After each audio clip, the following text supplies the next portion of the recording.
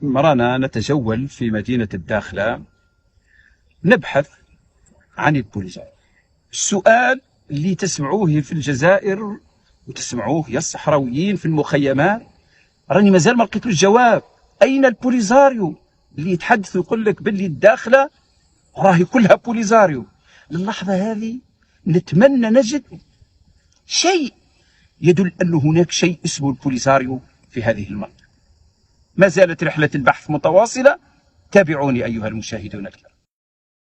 قررنا أن نلتقي مع رئيس الجماعة، أو بتعبير آخر يفهمه الجزائريون وغيرهم رئيس البلدية، وهو السيد حرمة الله الراغب، الذي فتح لنا بيته واستقبلنا بكل حفاوة واستعداد تام للإجابة عن كل ما يخطر في أذهاننا من تساؤلات مهما كان لونها أو نوعها. الرجل صحراوي أصيل هذه المنطقة ومن أبنائها، وينتمي لقبيلة عريقة معروفة تاريخيا وجغرافيا، وهو شاب في مقتبل العمر، درس في فرنسا وانتخب في انتخابات شارك فيها السكان بكل شفافية لم يشكك أحد في نزاهتها، باستثناء البوليزاريو التي تقبع في تندوف. في هذا التحقيق زرنا السيد رئيس البلدية، وهو شاب. نحن في الجزائر منين خلقنا ونشوف رئيس البلدية دائما شارك في الحرب العالمية الأولى ولا الثانية. وجدنا شاب من أبناء المنطقة متشبع بالقيم اللي يؤمن بها، وراح نطرح عليه هذا السؤال، لأنه البوليزاريو والأجندة نتاع النظام الجزائري هناك راه هذه المنطقة كلها بوليزاريو. أنا جيت راني في يومين وأنا أبحث ما لقيت شيء. السؤال اللي راح نطرحه له، وين راهي البوليزاريو السيد الرئيس؟ أنا الحقيقة مرحبا بك أستاذ العزيز.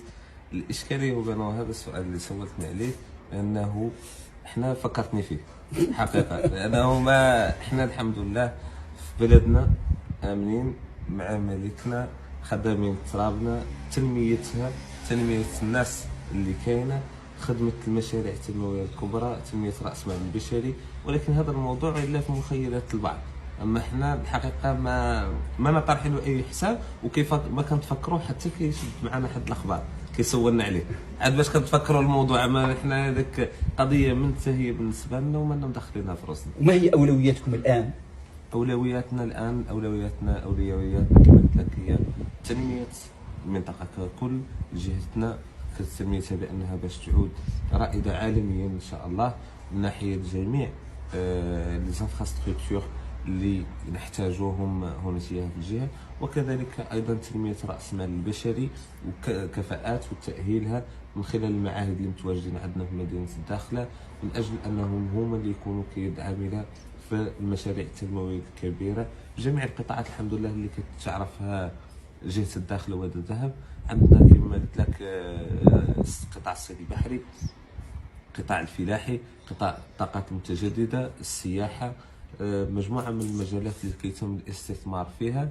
والان عندنا مثلا واحد البرنامج مشروع كبير اللي عطى الانطلاقه ديالو صاحب الجلاله، وهو مشروع 5000 هكتار فلاحيه، واللي فيها محدد فيها جزء كبير 31% للشباب المنطقه اللي باش يدخلوا لسوق الشغل. وهذا دابا 5000 هكتار هي اراضي اللي تم التهيئه ديالها من اجل انها تكون فلاحيه، والليريغاسيون ديالها عن طريق مياه تحليه الماء، واللي كيتم لاليمونطاسيون الكتريك ديالو عن طريق دي زيولين لي زينيرجي رونوفلابل. هذا مشروع هذا لا اعتزك مبادره من المبادرات اللي كاينه المبادره الوطنيه للتنميه البشريه اللي كتعاون الشباب والمقاولين اللي باغي يدير المشروع بانه يدفع الدوسي ديالو ويتم التمويل ديالو بانه باش يفتح مشروعه. كاين عندنا الداخله مبادره، هي مبادره ما بين رجال الاعمال والمجالس المنتخبه من اجل فك المشكل ديال مثلا مشاكل البطاله والتشغيل. عندنا برامج حكوميه كبرنامج فرصه، عندنا برامج واحد ان بري بونكار اسمه انطلاقه، واللي كيوصل حتى 1,200,000 درهم لكل مشروع كل حال من المشروع. يعني عندنا مجموعه من المشاريع اللي كتهم تنميه مدينتنا ومنطقتنا، وكذلك التنميه ديال التاهيل ديال راس المال البشري باش يتم يكون هنالك واحد النوع ديال لا سينيرجي ما بين المشاريع اللي كتنزلها الدوله على الارض، وكذلك التاهيل ديال الموارد البشريه اللي تخدم وتعاون في لو ديفلوبمون ديال المنطقه ككل. يعني الان انتم فيه تنميه في الجانب الجغرافي وفي الجانب البنيه التحتيه، وهناك تحدثت لي على تنميه اخرى هي تنميه الانسان. واعتقد يعني نادرا ان القى مسؤول يحدثني انه في نفس التوازي، يعني في نفس المستوى، تنميه البنى التحتيه، تنميه الارض وتنميه المدينه وتنميه الانسان. يعني ما هي هذا المجال باش تقوموا؟ تنميه الانسان هي اهم شيء، لانه تنميه مجاليه، التنميه ديال لي زانفراستركتور بدون تنميه الانسان لا تساوي شيء. لذلك احنا من خلال ديما نلتقطوا الاشارات والتوجهات الكبرى من صاحب الجلاله والخطاباته اللي ديما كتكون هي خارطه الطريق بالنسبه لنا من اجل التوجه اللي ماشيين فيه. ديما كيأكد صاحب الجلاله على التنميه ديال الانسان، وهو من خلال المشروع الكبير اللي الحمد لله تشهد المملكه المغربيه اليوم ككل، وهو مدن الكفاءات داخل كل جهه. هذا مشروع من المشاريع الكبيره. احنا عندنا مدينه الكفاءات هنا في الداخله، راه باقي لها واحد عام ونص عامين ان شاء الله اللي تكون واجده. ممكن لكم الزياره ديالها وتشوفوها كمشروع اللي فيه جميع السبيسياليتي اللي يخصهم المشاريع اللي كاينين في جهه الداخله والذهب ككل. بالنسبه لمدينه الداخله، مدينه الداخله فيها مجموعه من المعاهد اللي كتهم جميع القطاعات الحيويه والاقتصاديه اللي كاينه في الجهه. يعني ملي كنتكلموا على معهد السياحه، حنا عندنا السياحه، معهد ديال الفلاحه عندنا مشاريع فلاحيه، كاينين لي سبيسياليتي ديال المعهد ديال الصيد البحري، كاين عندنا قطاع صيد بحري. يعني كتخلق واحد التكافؤ ما بين ما هو تنموي وما هو راس مال بشري. هادو هما مجموعه من المعاهد اللي كتهم هو بيان سور لي فورماسيون اللي كيهموا الناس.